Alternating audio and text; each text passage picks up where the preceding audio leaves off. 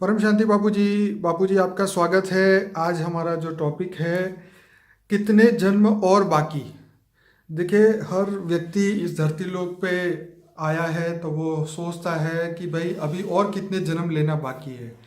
हालांकि हमारे हिंदू धर्म के अंदर पुनर्जन्म की फिलोसॉफी है। इसकी वजह से व्यक्ति सोचता है कि पता नहीं अब और कितने जन्म बाकी है, दुख भोगना, सुख भोगना। कई धर्मों के अंदर तो पुनर्जन्म का टॉपिक ही नहीं है, या वो बिलीव ही नहीं करते, तो उनका तो प्रश्न है ही नहीं। पर हमारे यहाँ जो कितने जन्म और बाकी, इसके बारे में आप क्या कहेंगे? देखो, हर आत्मा की कैटेगरी अलग अलग है। हम्म। और हर आत्मा की कैटेगरी अलग अलग है, इसलिए अलग अलग धर्म गुरुओं के पास जाती है। हम्म। अब उनको जन्म मरण से चक्र से छुड़ाने का काम तो अब गुरु तो कर नहीं सकते, मगर गुरु जहां से आए हैं वहां तो अंत में उसको वहां ले जा सकते हैं ना। वो जगह का ज्ञान दे सकते हैं।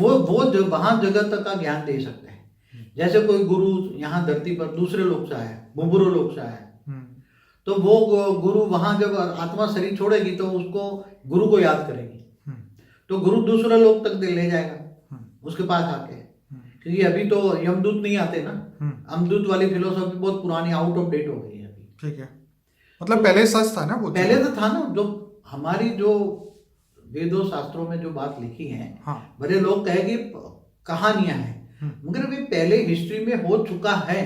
राइट।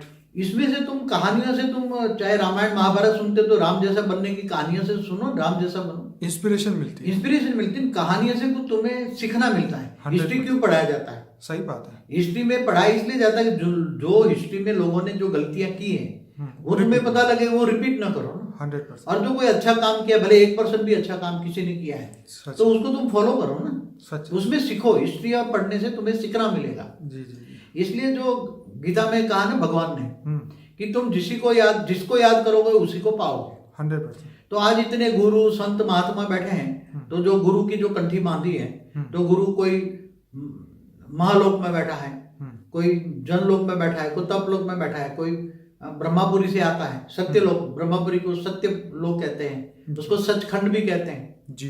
तो ऊपर तो कई लेयर्स हैं, आज तो बहुत लेयर्स हैं। तो हर लेयरों में ऊपर बैठे बैठे सभी साधु संत महात्मा धरती पर आते हैं जी, अलग अलग नाम से, और आकर जो ऊपर से जो नीचे देखते हैं वहां तक का वो कहानी बताते हैं, उससे ऊपर वाली कहानी नहीं बता सकते। तो वो आके ज्ञान देते हैं, अलग अलग धर्म की डेफिनेशन अलग अलग बताते हैं। तो मुक्ति, जीवन मुक्ति का रास्ता अलग अलग बताते हैं, मगर मुक्ति तो वो जिसकी रचना है वही मुक्ति दे सकता है ना। कोई साधु संत मुक्ति नहीं दे सकते उसको। मोक्ष का रास्ता दिखा सकते हैं, मगर वो जब ब्रह्म स्वरूप में, जो इस ब्रह्मांड का मालिक शिव की रचना है, मैं बताऊं आपको, तो इस ब्रह्मांड का मालिक शिव ही उसको मुक्ति दे सकता है। जी जी जी।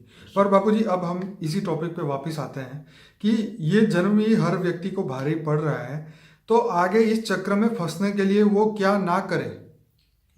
क्योंकि जो कर रहा है उससे तो वो फंसने ही वाला है, ये तो पता ही है। अब आज की दुनिया के अंदर क्या ना करे, वो तो ज्यादातर आत्माओं को पता ही है कि क्या ना करे। ठीक है। थियरी ऑफ कर्म तो सब जानता है ना, कि ये कर्म नहीं करना है, ये कर्म नहीं करना है, तो भी कर रहा है ना। 100%। क्यों कर रहा है? उसके कई वीडियो में एक्सपीरियंस देखा है। क्योंकि सारा वायुमंडल नेगेटिव है, तो श्वास में नेगेटिव जाता है, तो न चाहते हुए भी गलत कर्म करता है ना। उसको पता है कि मैं ये कर्म करना नहीं चाहता, मगर वो कर्म के चक्रों में ऐसे जाल में फंसा पड़ा है, मकड़ी की जाल बनी है थियरी ऑफ कर्म के हिसाब से। आत्मा ने खुद ने अपनी कर्म की थियरी में फंसा पड़ा है। अब गुरु गोसाई तो वो थियरी और कर्मों से तो निकाल नहीं सकते तुम्हें, क्योंकि इनके पास वो ज्ञान नहीं है जो तुम्हें मुक्ति, जीवन मुक्ति दे पाए। बापूजी, मान लीजिए कि कोई आत्मा ने बहुत बुरे कर्म किए, अब उसको 84 लाख योनि में जाना पड़ने वाला है। अगर वो जानवर योनि में चला जाता है तो उसकी आत्मा इस चक्र में से बाहर कैसे निकले? जैसे मैंने एक जगह पढ़ा था कि अल्टीमेटली जब वो जानवर योनि में चला जाता है तो धीरे धीरे लास्ट जन्म उसका गाय बनता है, उसके बाद में वो मनुष्य बनता है। आप बताइए, आप क्या कहते हैं? पहले ऐसी व्यवस्था थी कि जैसे कोई अंतमति सो गति, मरते वक्त, जैसे मैं एक एग्जांपल दूं कि जो भारत देश का राजा भरत, जिस पर भरत राजा था, तो उसको ये अपने मृग पाला था। मृग में बहुत आसक्ति हो गई, उसमें मोह हो गया, तो मरने के बाद अंतिम अंतमति सो गति मृग ही सामने रहा। बहुत प्यार था, ये तो उसके पिछले जन्म की बातें थी ना। ना हाँ, मगर वो राजा बना, वो मतलब क्यों वो मृग क्यों बना था, हाँ। उसको इमर्ज किया गया ना। हम्म। तो वो अगले जन्म की कहानी हो, तो वो भी मृग क्यों बना, हम्म। क्योंकि अंत तो आज भी आत्माएं मोह में फंसी पड़ी हैं। हम्म। तो रिबॉर्न नहीं होंगे क्या, कहाँ जाएंगे, जानवर कैसे बनते हैं। हम्म। आज जैसे कोई बहुत कुत्ता पालते हैं, कुत्ते में मोह, जान अपने देह और देह के संबंधियों से ज्यादा अब तो मोह पड़ा है कुत्ते में। हम्म। कुत्तों को चूमते हैं, कुत्ते को खिलाते हैं, कुत्ता ही दोस्त है उसका, सब कुछ कुत्ता है। ठीक है। तो जब आत्मा अंत में मरेगी तो कुत्ते में मोह है, तो वो कुत्ते की योनि में जाएगी ना। जी। ये तो एक नियर ही है, नेचुरल लॉ है, उसको कोई नकार नहीं सकता। हम्म। वो जाकर उस कुत्ते का कनेक्शन में आएगी वो, अंतमति सो गति। कई बार बाबूजी लोग देखते भी हैं कि ये देखो कुत्ता कितना मर्सिडीज में घूम रहा है, कितनी मस्त एसी में रहता है, अच्छा अच्छा खाना खाता है। वो सोचता है कि ये मनुष्य जन्म से तो अच्छा ये कुत्ते का जन्म है। तो अल्टीमेटली उसने उसको अट्रैक्ट तो किया ना कि हाँ भाई वो उसकी तैयारी है उस योनि में जाने की। देखो वो मनुष्य के साथ उस कुत्ते का कर्म बंधन है, तब तो वो कुत्ता उसके पास इतना सुख पाता है ना। हाँ। दूसरा कुत्ता क्यों नहीं आया, दूसरा एक कुत्ता है तो जिसको बेचारे को रोटी भी नहीं मिलती, गली के कुत्ते को रोटी भी नहीं मिलती और और मार घर में मार पाला के- हुआ है उसको स्पेशल खाना मिलता है। तो ऐसा क्यों, तो कर्म उसमें भी में- थियरी और कम लागू पड़ा। हाँ। इसलिए देखो थियरी ऑफ कर्म को समझो। हम्म। और जो गुरु, हमने वो एक वीडियो बनाई नहीं, गुरु किसको बनाए, हम्म। तो जो तुम्हें आत्मज्ञान दे हम्म। और ये सभी चीजों से तुम्हें, सभी चीजों से नष्ट मोह बनाए, ज्ञान दे, पूरा ज्ञान इतना होना चाहिए कि भी तुम काम क्रोध लोभ मोह अहंकार क्या है, इन आंखों से दिखती ये जो स्थूल जगत है वो क्या है, स्थूल जगत से ऊपर सूक्ष्म जगत क्या है, सूक्ष्म जगत से ऊपर भी क्या है, अलग अलग कैटेगरी की आत्मा मैं हर वीडियो में कहता हूँ।